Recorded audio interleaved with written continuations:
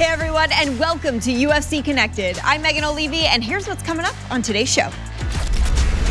Michael Chandler reveals the unbreakable bond behind his fighting career. The one main reason why I never gave up on myself, the passion that I live with and the passion that I fight with, Brie is the cornerstone of that. Dominick Reyes makes an epic comeback to the UFC octagon. I fight with all my heart. I go out there and I give everything I have. I need to show the world that I am still capable of all this, show myself that you are a champion, and then there's nothing left to prove. Knockout artist Carlos Prates opens up on his thirst for competition. The main goal is show the people of my city they can do what they like. Now is beginning of a new era. Oh! Carlos Prates has arrived! And we tap in Gillian Robertson for her top 5 submission specialists. See all the little fine details. It's amazing to watch somebody just be able to manipulate someone on the ground using science, essentially. That is gonna do it! Iron Mike Chandler's killer be killed mentality has won over UFC fans since his 2021 debut. But there is another side of Chandler that fight fans may overlook: his life as a family man. Chandler gives his all to the sport for his family, and he credits his success to his wife, Brie. Find out more about their decades-long bond in this edition of Unbreakable.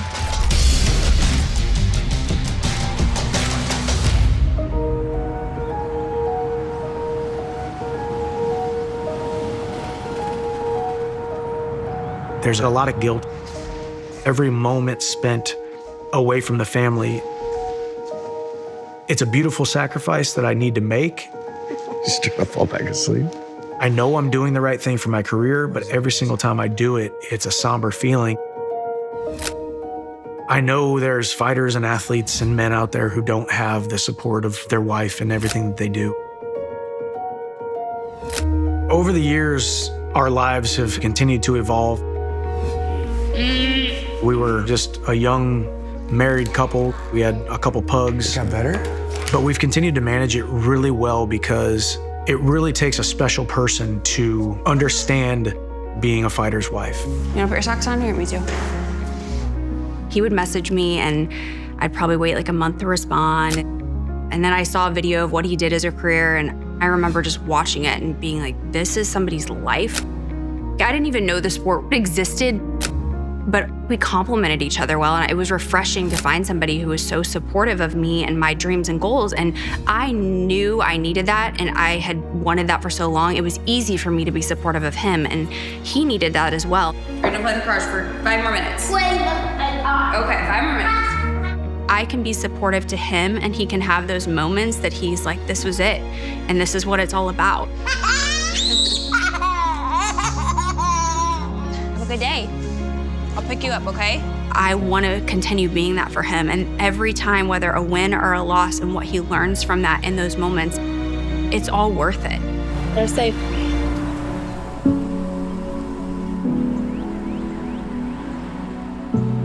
In 2019, I'm defending the title in a former organization. I remember pulling up to the arena and getting there and going to my locker room. For some reason, I had this feeling that something bad was gonna happen. For some reason, that fight, there was something different. And I just had this weird, reoccurring vision of Brie sitting on the edge of the bed. In my mind, she was all by herself. There was this feeling of loneliness that I did not want her to have. All I could think about was that she was lonely. All I could think about was that she was there by herself. I still remember it to this day. The sun was up and she was sitting on the edge of a bed. It was a white comforter and it was this little small room and it had little tan walls. So I called her and I said, hey, sweetie, I just want to make sure you're okay. And I also want you to know that everything is good no matter what happens. I remember getting off the phone with him and being like, he's about to do what he needs to do, and what's gonna happen is gonna happen. I wanted to fight in the UFC. She believed in me enough and wanted me to go fulfill my dreams. And in 2020, I signed with the UFC. Michael Chandler making his much-hyped UFC debut. My debut in the UFC was 2021. Michael Chandler maximizing the debut and sticks the landing. The next fight after that was Charles Oliveira. Oliveira in a world of trouble early. A fraction of a second away from becoming UFC champion. And then Justin Gaethje, fight of the year. Brie is the one main reason why I never gave up on myself. The man throws himself into the fire. She's the first thing that I think about when I win. One of the best lightweights in the world every time he steps in there. She's the first thing I think about when I lose. But she's always on my mind. Here is the American wrestler and former champion Michael Chandler, making the walk for his 4th UFC appearance. I'm not sure anybody puts in more time to their craft than Michael Chandler. Brie was able to go to my Tony Ferguson fight and watch my first win that she was able to see in person. One of the most anticipated non-title fights of the year to date. As Michael Chandler draws another big-name lightweight, this time the iconic former interim champion, Tony Ferguson. First time Chandler's boy has got to see him fight. His older son, Hap, is in the building to watch his father compete for the first time tonight. We were created to provide and protect and inspire our families and take care of them. Woo! Chandler swinging. Oh, beautiful takedown. There's some good bombs by Chandler. What a wild first round. Round 2. I thought, let me throw this kick up the middle and see if it lands, and did it land?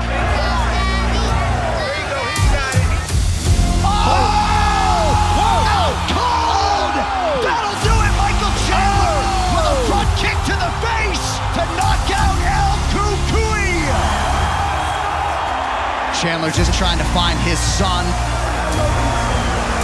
There's been so many cool little vignettes that the UFC has captured over the years, but that one in particular, there's this beautiful moment where I actually give her a big hug and a kiss, and it was the first time that I was able to give her a hug and a kiss inside the UFC octagon.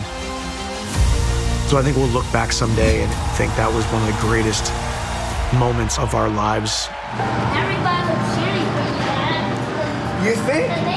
Because they knew I was your daddy.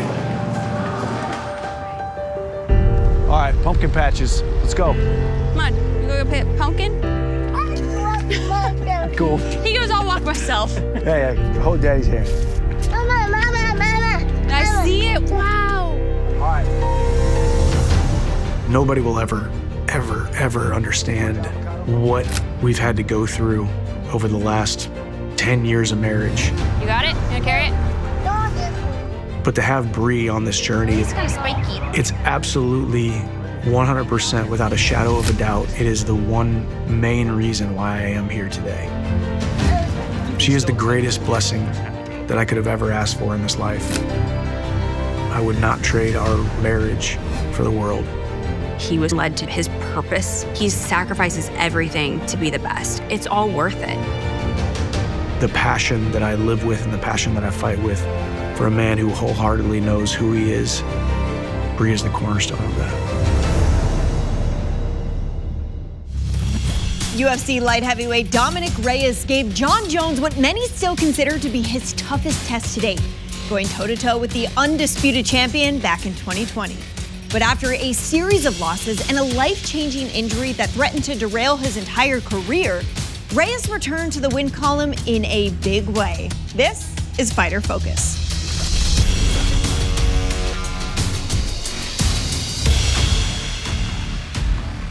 They call him the Devastator, Dominick Reyes. He says he believes that he's top 3 on athleticism, and that will set me apart.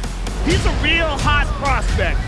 His ability to move in and out from side to side, and his striking is outstanding. He's very technical and fluid. He's got great submission skills as well. The guy gets it done, and he gets it done very, very quickly. Dominick, the Devastator Reyes!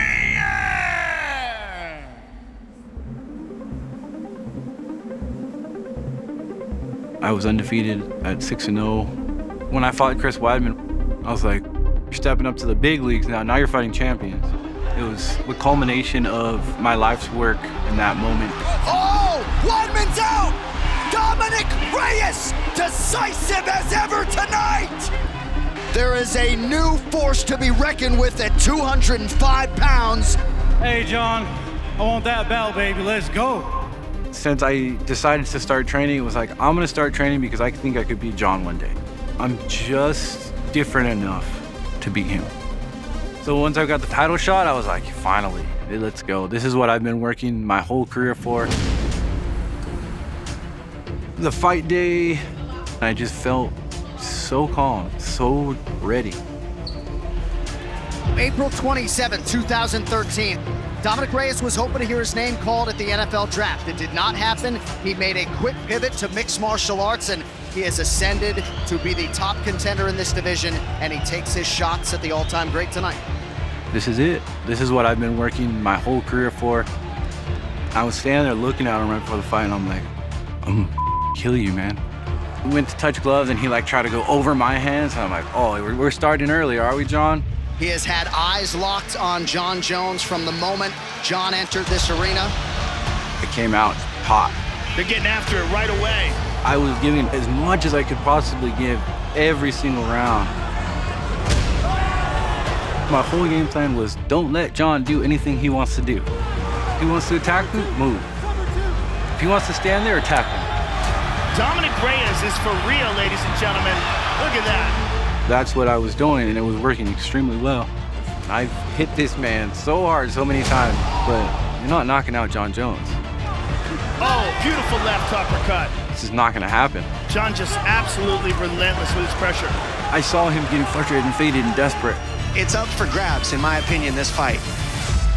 Dominick Reyes and Jon Jones go the 25-minute distance tonight. In the end, it still comes down to someone else's decision. And still! Did you think you had done enough to take the title? I thought I won 1 through 3. It is what it is. I'll get better. I know I will. And this just proves that I'm the real deal. After that loss, I tried to change everything. And took 3 losses. When you're not mentally there, when you're not confident in yourself, doubt is the biggest killer of dreams. After I fought Span, I tore my labrum, and that took 6 months to heal. I got to take a step back and really start over. I was just training extremely hard all the time and just doing the work again. I don't know who I was sparring. We both threw real hard kicks at each other at the same time. His knee went right into my quad. Ended up being a hematoma. It hurt to stand for more than a minute.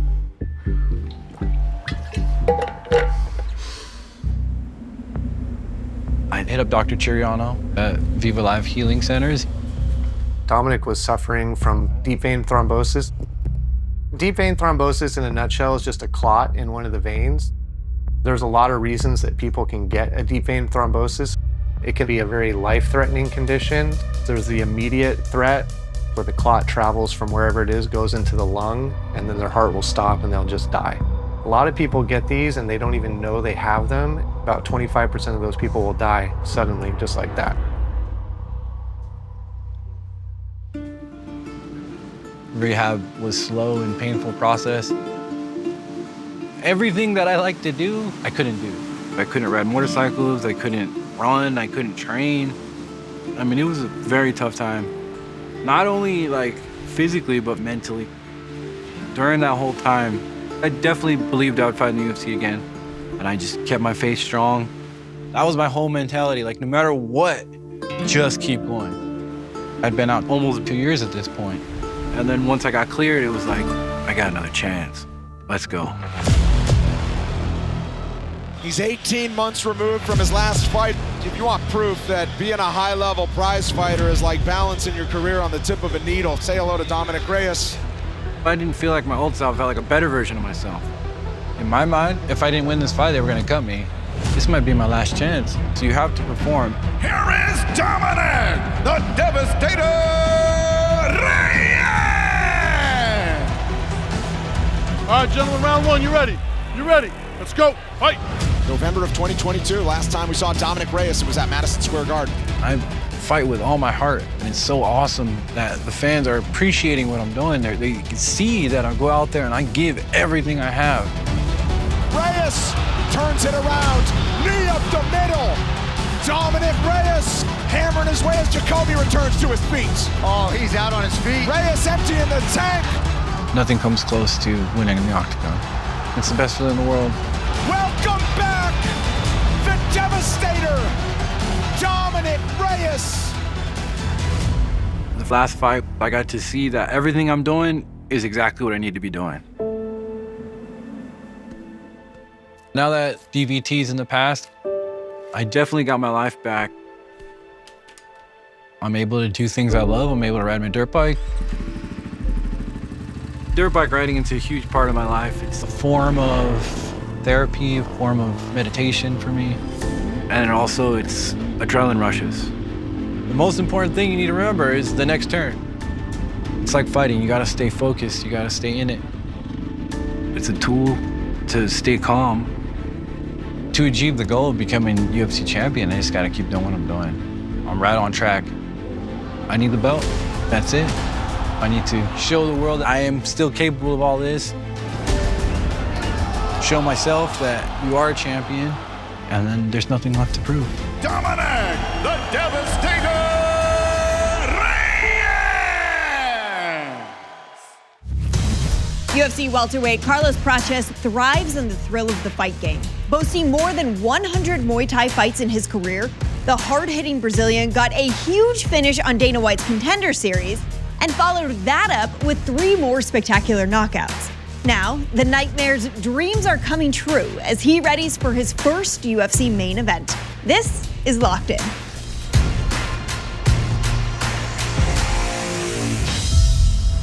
Carlos Prates, a name to keep an eye on in the 170-pound division. This is one that has turned heads in terms of a welterweight prospect on his way up. His striking is among the best that it gets. I come from Taubaté, a really poor neighborhood. Most of my friends from there, they are on the prison or dead. The main goal is show the people of my city they can do what they like and also become a champion. I have a lot of experience. I was living in Thailand for 5 years and I fought a lot of times. I have more than 100 Muay Thai and kickboxing fights. I'm always really confident, no matter who is my opponent, because I know how hard I work. He's bouncing down. Prates laser foot. I don't feel any pressure. I'm just feeling happy. Beautiful Muay Thai by Carlos Prates. And really thankful for being able to do what I love. We worked so hard and then Contender Series come. I was really happy to sign. What a matchup we have at welterweight in our featured bout on week 4 tonight. Out of Sao Paulo, Brazil, welcome to the octagon, Carlos Prates. When I fought at the Contender Series, I was feeling like inside of my heart, I knew already I would sign in the UFC. Prates just being an assassin right now on the feet. I have a lot of experience. I work so hard to be on UFC octagon. Oh, the left staggers him, and that will do it. A one-punch knockout for Carlos Prates. Smooth, calm, violent, absolutely nasty combos. He looked like prime, young, vintage Anderson Silva to me. This dude is absolutely in the UFC. When I win, it's the best feeling ever. Now is beginning of a new era. Carlos Prates, one of the fighting nerds. The momentum that this team has lends itself to him getting the success that he is seeing inside the octagon. My UFC debut was really good. It was really important for me because I fought against a guy, really good experience. You ready to fight? Hell, let's go. I think I lost the first round. He came with a really good game against me. Oh, and now pressuring Prates all the way back to the fence. After the first round, I saw him talk with his coach. His coach said to try to take me down. If we can mix a takedown in, I love it, but you're not forcing shit. That's good. You're winning the round without it. All right, gentlemen, second round. Ready to fight? Ready to fight? Hell, let's go. When he tried to take down, I was thinking like he's hurt and he cannot get any kick or punch. I started to press him, but on the second round, I knocked him out.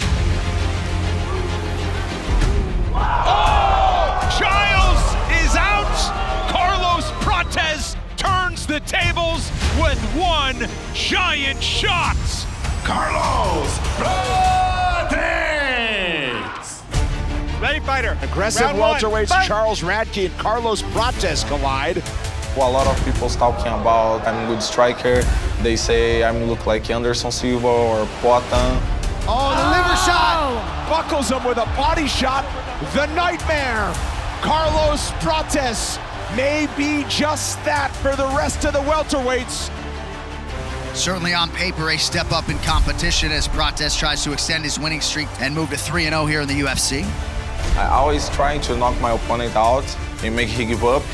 Oh! I'm really happy when I knock somebody out. This dude is powerful. The leech on the ropes, another left hand from Prates. Oh! That'll do it! The walk-off KO! 10 in a row for the nightmare! Carlos Prates has arrived! Carlos, the nightmare Prates! I think the future is be a champ, of course, because I'm planning to get back to the gym to learn, to train hard every day.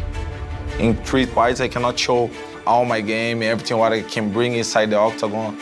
When you see me doing grappling on the ground, you guys gonna be like, that guy is a real deal. That guy is really problem to all the guys on the division.